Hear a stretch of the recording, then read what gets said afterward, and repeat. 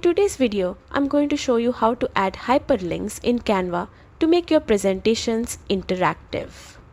Hyperlinks let your audience click through to websites, resources, or other slides directly from your text. Start by selecting the text you want to hyperlink. It could be a word, phrase, or full sentence. Just click and drag to highlight it. Next, look at the top toolbar and click the three dots for more options. Here you will see the link option with the chain icon. Click it and a field will appear where you can paste your URL or search for a Canva destination. Once your link is added, click Done. Now your text is hyperlinked. When someone clicks it during your presentation, they'll go straight to your chosen page. Hyperlinks aren't just functional. They make your slides more engaging, professional, and resourceful.